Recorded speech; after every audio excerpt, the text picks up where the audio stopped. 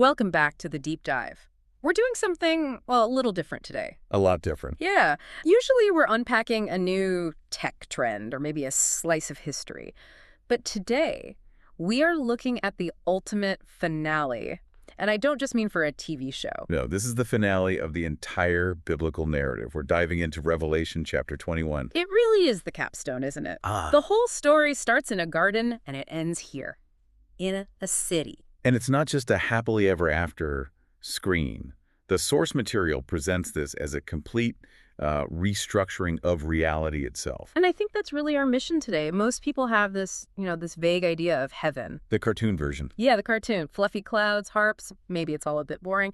But the sources we're using today, we're talking textual analysis of the Greek, symbolic interpretations. They paint a picture that is anything but vague. Exactly. It's about specific architecture, new physical laws, and some extremely strict conditions for citizenship. We need to move past the pop culture and get into the text. Okay, so let's set the scene. John, the writer, he's having a vision. Verse 1 starts, "Now I saw a new heaven and a new earth." And we have to stop right there, that word new. Right, because in English, new could mean anything. It could mean I bought a new phone to replace my old one, or it could mean a brand new model that's never existed, which is it. The Greek word here is kainos, and that distinction is vital. It doesn't just mean new in time. It means new in quality, in its very nature. So it's not a renovation. It's not a fresh coat of paint on the old world. Not at all. It's not a repair job. The text is clear. The first heaven and first earth had passed away. This is a completely renewed creation. A new operating system for the universe. And right away, John notices a feature is missing. He says there was no more sea. Now, I have to be honest, as someone who loves the beach, that sounds like a downgrade. Why get rid of the ocean? It does sound strange to us, yeah. But you have to get inside the head of an ancient person. In the biblical world, the sea represented chaos. Absolutely. It was uncontrollable, dark, dangerous. It separated nations. It was the source of storms, the home of monsters like Leviathan. So it wasn't a place for relaxation, it was a threat. Exactly. The source material is clear that removing the sea symbolizes removing chaos, separation, and fundamental danger. The source of the storm is just gone. And that flows right into the next part, verses 3 through 5. If the symbol of chaos is gone, then the consequences of chaos are gone too. This is the no more tears section. Right. God wipes away every tear, no more death, sorrow, crying, pain. It says the former things have passed away. And that phrase, former things, that's the key. The text interprets this as the complete removal of the curse. Think about entropy, the fact that everything breaks down and decays. It's off. It's off. The law of entropy has been repealed. Death is gone. But I want to circle back to something in verse 3. Before all that emotional relief, there's a spatial change. It says, the tabernacle of God is with men. Okay, tabernacle is a bit of a churchy word. Break that down. Sure. In the Old Testament, the tabernacle was a tent where God's presence dwelt. But, and this is so important, it was separated from the people. Thick curtains, restricted zones. If you went in the wrong way, you died. So it was God is near, but keep your distance. Precisely. But here, the barrier is gone. This is the climax of redemption. It's permanent habitation. The text uses that formula. I will be their God, and they shall be my people. And our notes break down what that relationship looks like. It's not just a ruler and subjects. It's adoption, belonging, intimacy, family. That's the core of it. It's the difference between being a tourist in a king's palace and moving in because you've been adopted by the king. Which brings us to this huge declaration in verse 6. A voice from the throne says, "It is done." It echoes Christ's words on the cross. It is finished, but this is on a cosmic scale. Yeah.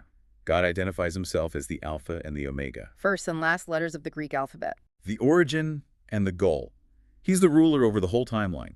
He started it, and now he's finishing it. But because the work is done, he makes an offer. The water of life freely to anyone who thirsts. Freely seems to be the key word there. It is, but the condition is that you have to be thirsty. You have to know you need it. Right, and for those who do, the overcomers, they inherit everything. But then there's the flip side. Verse 8 gives us a list of people who are excluded. And honestly, this list can be a bit uncomfortable. It's a sharp contrast. Yeah. This is the second death section. Yes. And okay, the list has murderers, the sexually immoral, we expect those. Right. But it also lists the cowardly. I mean, that feels like a low bar for eternal separation. Who hasn't been afraid? That's a really common question, and the notes clarify it. It's not talking about the emotion of fear. Right. It refers to those who denied Christ out of fear, people who caved when the pressure was on. It's about loyalty. Okay, so it's about allegiance, not just being scared. That makes more sense. There's another word in there that jumped out at me. Sorcerers. The Greek is pharmakeia. Which sounds like pharmacy. Exactly. Is the text condemning pharmacists? Because I kind of need my allergy meds. No, don't worry about your allergy meds. In this context, the source links pharmakeia to occult deception, using drugs or potions to manipulate spiritual states. So the most important takeaway from that list isn't just the specific words. No, the text describes them as character patterns of unrepentant lives. It's not about single mistakes. It's a contrast between those who thirst for change and those who make these other things their fixed identity. So we've established the citizens. Now let's talk real estate. This is where the visuals get pretty wild. It starts with a mix-up, actually. An angel tells John, "Come, I will show you the bride," but then shows him a city. That seems like a mixed metaphor. It's intentional. The city is the people. The place and the community are inseparable. It's not just empty architecture. Okay, so John is taken up a mountain, and he sees the city descending. First thing he notes is the glow. It shines like a jasper stone, clear as crystal. But wait, modern jasper is opaque. It's a rock. That's a great catch. And this is where we have to remember ancient mineralogy was different.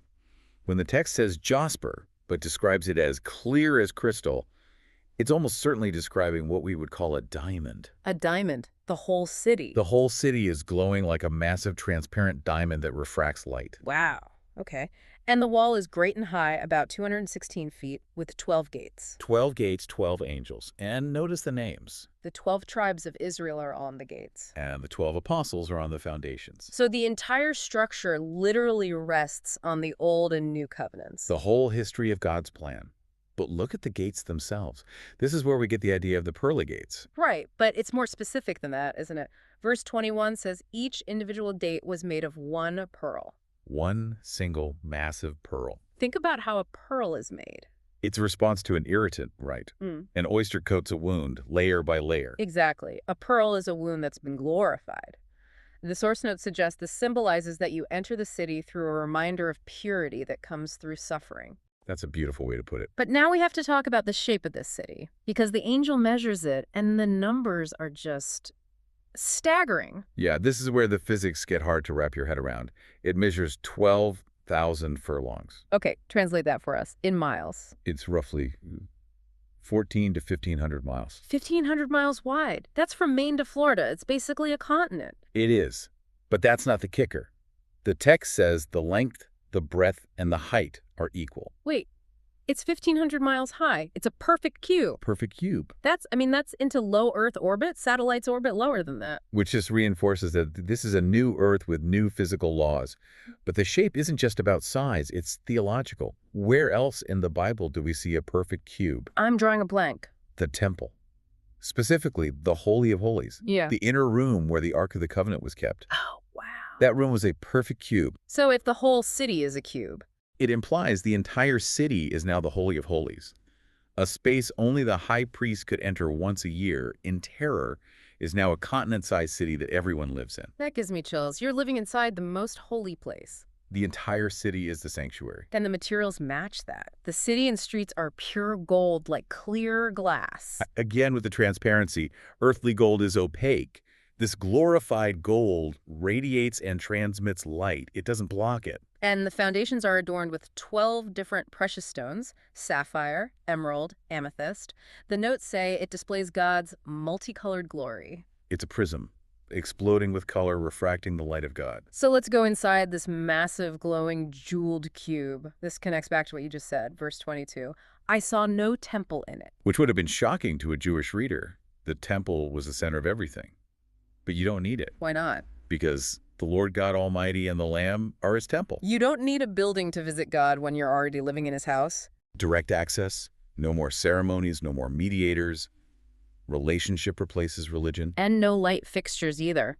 Verse 23 says the city has no need of the sun or moon. It doesn't say they don't exist, just that the city doesn't need them. Because the glory of God illuminates it. And the Lamb is its lamp.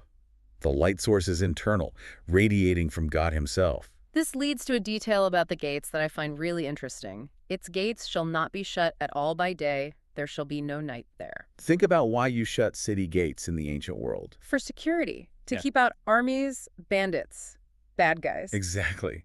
Shutting gates is an act of fear. So if the gates are never shut, it symbolizes perfect safety, total freedom from any threat. But people are still coming in. Verse 24 says, the nations walk in its light, and kings of the earth bring their glory into it.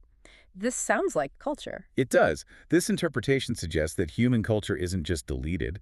The glory of the kings implies that the best of what humanity created, art, music, creativity, is purified and brought into the city as an offering to God. So it's not a negation of who we were, but a redemption of it. The redemption of culture. Right.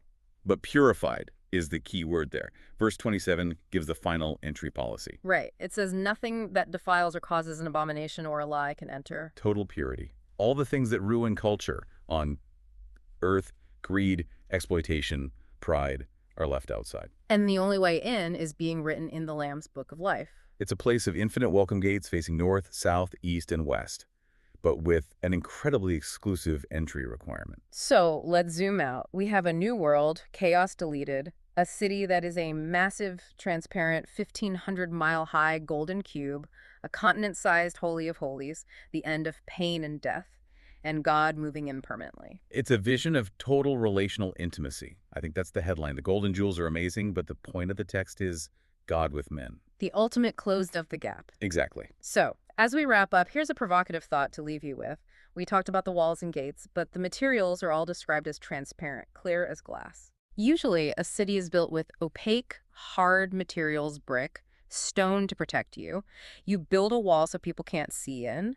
But this city is built out of materials that let light pass through everything. That's a powerful image. It suggests the structural integrity of this place isn't based on physical strength, but on glory itself. There are no secrets, no hidden corners, just light passing through everything and everyone. A society of total transparency. If there's no sin, there's no shame, and if there's no shame, you have no need to hide. It leaves us with this incredible tension between the open gates, inviting the world, and that very specific, personal book of life. It's a destination that's completely accessible, yet requires a total transformation to enter. A transformation from the old order to the new. Something to think about. Thanks for listening to The Deep Dive. We'll see you next time.